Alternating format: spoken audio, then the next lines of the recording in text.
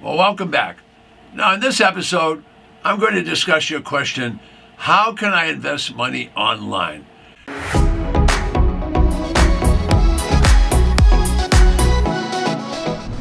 Now, this is a process that most people don't understand. But once you do, you can see how people will make a lot of money. Now, I'm going to show you how to buy low and sell low and make money online. Now, my name is Ted Thomas. In the past 30 years, I've been involved in a subset of the traditional real estate business. Now, when we talk about a subset of the traditional business, it's called tax lien certificates and tax deeds. Now, this is an unusual but very profitable segment of the business. Few people understand it, and most people don't know how to buy and sell within this business. Why is that? Because they're in the traditional real estate business, and you have a lot of people helping you there, everything from brokers to attorneys to title companies. This is an entrepreneurial type business. So you might want to pay close attention. This is something you can do. So briefly, I'll explain how to do this online. You can do that through auction companies called Bid for Assets and names like that. I won't rattle them all off right now, but you get the idea. There's plenty of online companies that will sell properties, okay?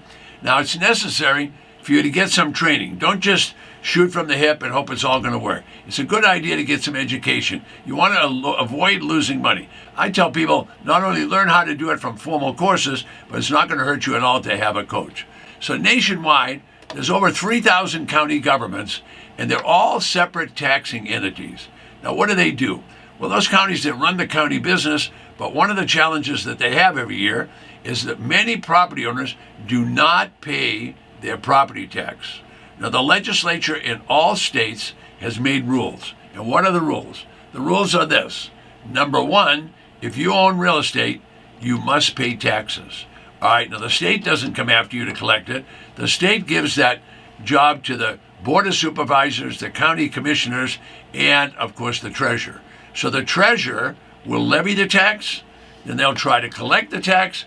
If they can't collect the tax, the treasurer will not only evict you from the property, they're going to seize the property, they're going to confiscate it, and what they're going to do with it is they're going to sell it at auction.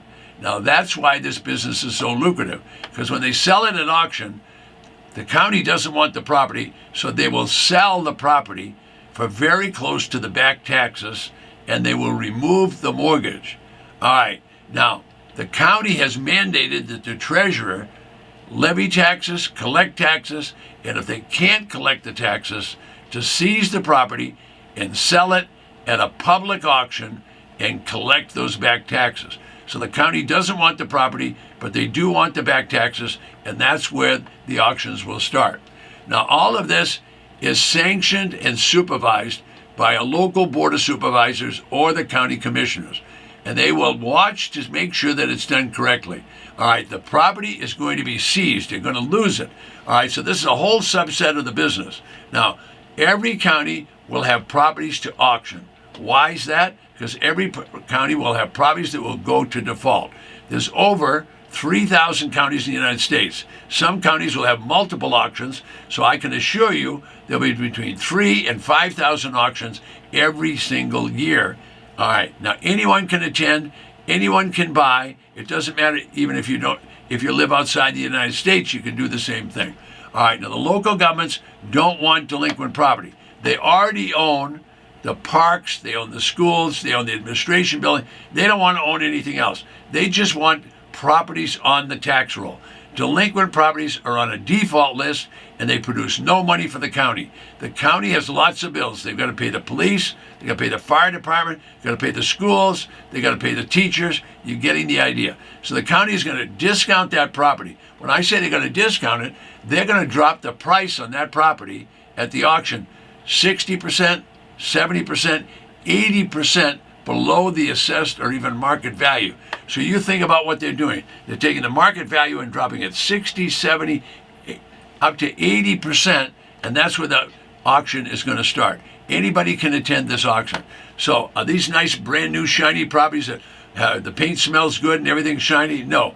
These are going to be slightly used and abused. Some of them are going to be junk. Don't buy the junk. Some of them just need cleanup, and you could resell them right away. So it's going to be up to you to evaluate the property and decide on what price. but the pricing is going to start at the auction at very close to the back taxes. Now, many of these properties are livable, and they're being sold for pennies on the dollar. Once again, don't buy junk at the auction.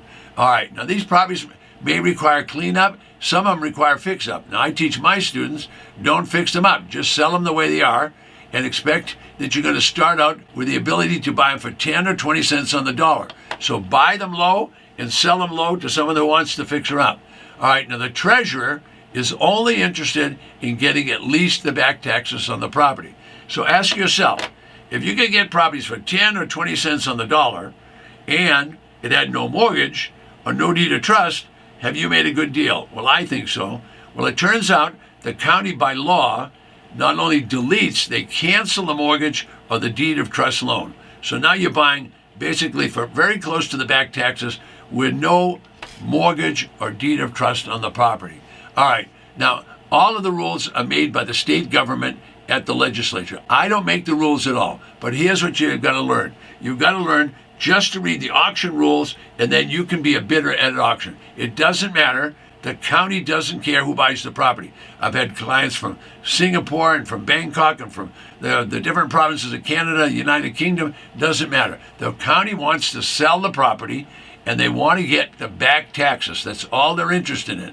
Now, if you can buy at those kind of prices, you ask yourself, can you sell it? Well, you darn sure can. Now, when I learned this 30 years ago, and I could see I could buy it at a low price, and before I ever bought it, I could decide what I was going to sell it for. I knew ahead of time this was a business I could make money right away. Whereas regular traditional real estate, I was going to have to wait for appreciation. I was going to have to wait decades before I could really make money. Now, this is a business where you can make $25,000, $50,000 on one property. That's a lot. All right, now there's 3,000 auctions. You can do it online, you can do it offline. So sitting on your rusty dusty, sitting there looking at a computer, you could be making money from a home office. How does that work out? Keep in mind the county is going to discount the property 60%, 70%, 80%. Now, what are you going to do if you buy the property? If you want to sell it, you can sell it. If you want to own it, you can own it. If you want to live in it, you want to rent it, you can do anything you want. If you're going to sell it, how would you sell it? Well, you could get on the multiple listing service. You could use Trulia. You could use Zillow. You could use Craigslist. You could use eBay. I could go on and on. The point is, you put it on all those media at a low price. For example, the value might be $100,000, but you're willing to sell it for $60,000. Do you think that would attract people? So you put assessed value, must sell for.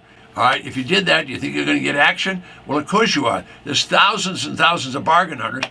However, they don't know that you might have only paid 10 or 20 cents on the dollar. And if they did, so what? If they want to buy it, they want a deal, give them a deal. All right, you don't have to sell it for 10 or 20 cents. Sell it for 60 cents on the dollar. That's a great deal. So the point is the spread between your purchase price and the selling price gives you a competitive advantage, a huge advantage. Now, I don't know where these properties would be. Some of them are vacant residential lots. Some are in nice subdivisions. Some are properties that have been damaged. Some are properties that are slightly used and abused. Some are move-in ready. It doesn't matter which. But let's use an example. Let's take a residential lot, which the county claims or assesses at $40,000. All right, so you go to the auction. Well, most people don't know anything about residential lots, so they don't bid them up high. So what if you could get it for 10 cents on the dollar? So it's $40,000 value. You buy it for $4,000. 10 cents on the dollar. Not a lot of risk.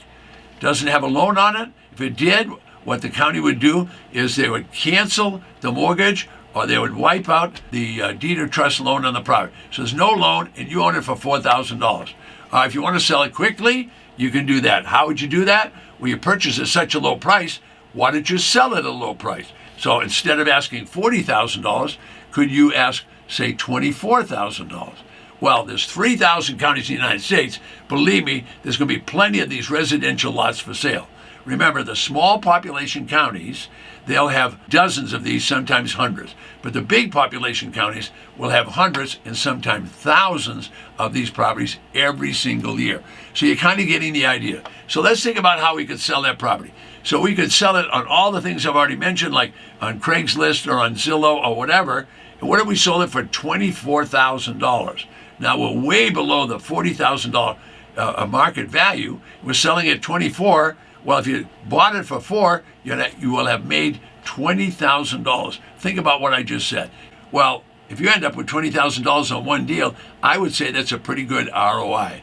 All right, you're kind of getting the idea. Now, am I trying to teach you the math on these deals? No. I'm trying to give you some ideas so that you can see that you can make as much money as you want. There's many online buyers, if the property is assessed at $40,000, would be happy to buy from you at $24,000. So you're getting the idea.